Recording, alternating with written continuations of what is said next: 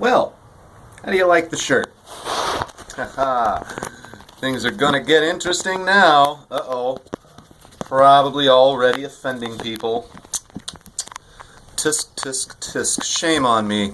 Whatever am I gonna do with myself? Let me just get this situated here so I can talk to you without having my hands in front of the camera. There we go. It's a little better. So, yeah, I just made this myself. I know it's kind of crappy. I didn't get the word now centered.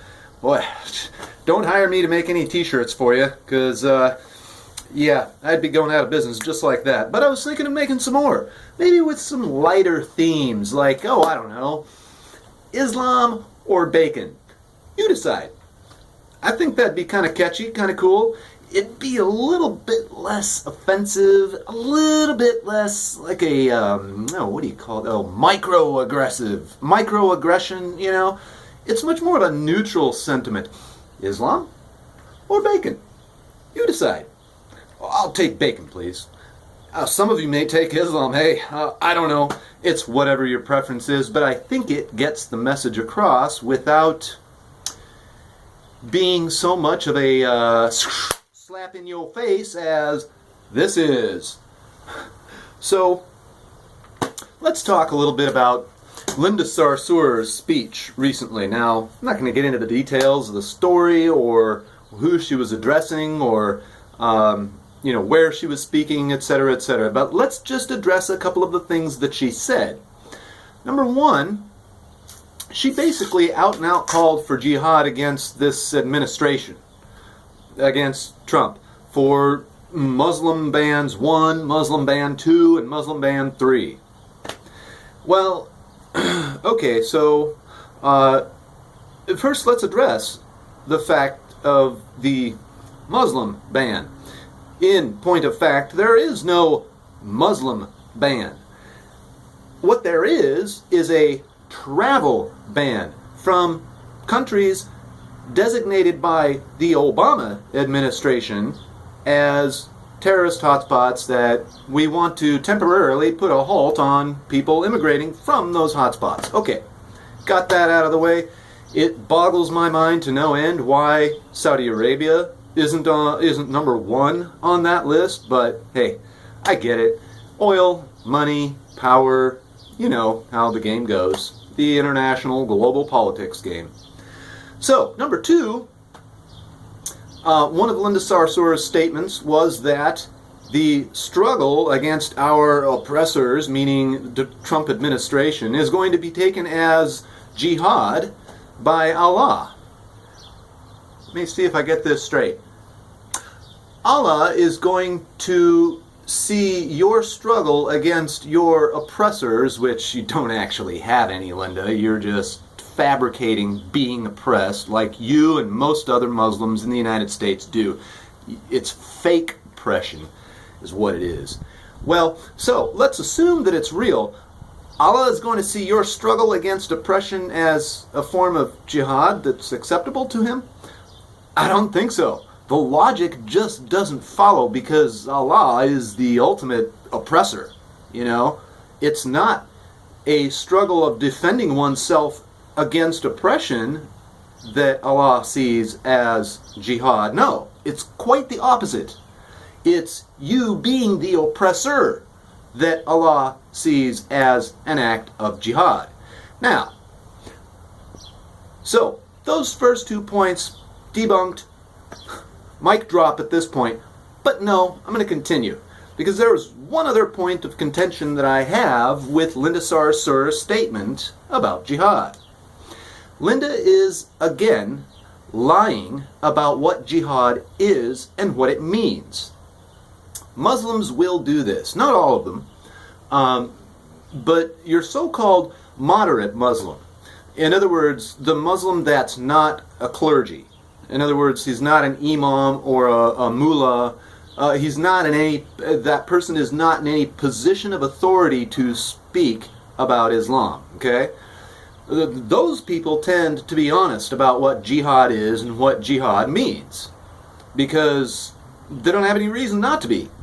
It's the moderate Muslims that want to advance Islam, but they don't want to come off as just. They don't want to show what's really up their sleeve. That's what this is. Linda doesn't want to show what's really up her sleeve, and so she's using taqiyya, that Islamic concept of deceit, for the purpose of advancing Islam, to tell us all that jihad is, once again, this internal, personal struggle, and every Muslim has to endure and suffer under jihad. Well, you know what? Fuck that. Let's recap the 4 types of jihad. And before we recap the 4 types of jihad, let's just reiterate again that in point of fact, the total amount of jihad that is talked about in Islamic doctrine, and remember, Islamic doctrine are the 2 or 3, depending on who you are, and the 3 texts that comprise the total doctrine of Islam: the Quran, the Hadiths, and the Sunnah of Muhammad. Okay, as I understand them, you've got the Quran, then you've got the Hadiths, which are akin to parables in Christianity. Short little stories about Muhammad's sayings and actions. And then you've got the Sunnah of Muhammad, which is his biography, the story of his life. Okay, so those 3 texts together combined constitute the doctrine of Islam. The topic of jihad in the doctrine of Islam, take the total amount of jihad that's discussed in Islam. About 10% of it is that personal, internal, overly pious bullshit of a struggle, right? The other 90% of it is directed outward. At who?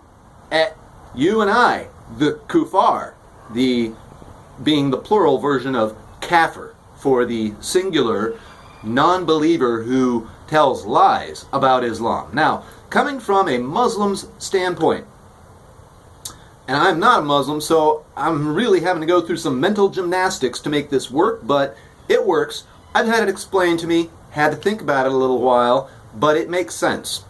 Let's say I'm a Muslim, and I want to convince you that jihad is this internal, personal struggle, and nothing more than that. It's just a very benign little thing. Well, I'm going to tell you this without pointing you to the doctrine of Islam. In fact, I'm going to tell you, no, don't look at the doctrine of Islam because jihad isn't in the Quran. Yeah. They're going to let you think that the Quran makes up the entirety of the doctrine of Islam, and it doesn't. It's a very small portion of the entire doctrine of Islam. Remember, Islam is much more of a legal system than it is a religion. Its legal system is based on 7th century barbarism and complete backwards ideology. Okay? Completely antithetical to Western values. Islam does not have an equivalent of the Golden Rule, and it does not have an equivalent of critical thought, the 2 principal cornerstones of Western civilization. Now, whether you agree with that or not, those are the facts. So, this is one reason I made this shirt, to come back at Linda Sarsour for her claim of Allah accepting her personal internal struggle of jihad against her so-called oppressors as jihad. Well, no, Allah is not going to accept that. Not only that, you're lying about what jihad is, Linda Sarsour, and you know you're lying. We all know you're lying. Okay, so let's get to those 4 types of jihad. Now, I know I've covered this in previous videos, but I have some detractors out there, so you may not have run across this idea before. And I don't want you to believe me. I want you to go to Dr. Bill Warner of the Glasgow Gang, or of the Center for the Political Study of Islam. And this is a guy who's been studying the Islamic texts for over 15 years, probably much longer by now.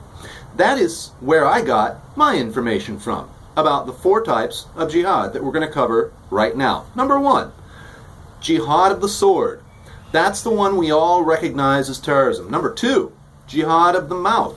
That's what Linda Sarsour was using. Jihad of speech, right? To lie, to deceive. Number 3, the jihad of the pen. That's writing, okay? That is jihad in the form of school curriculums, policies, anything written that becomes legislature, or that becomes legislation, my bad.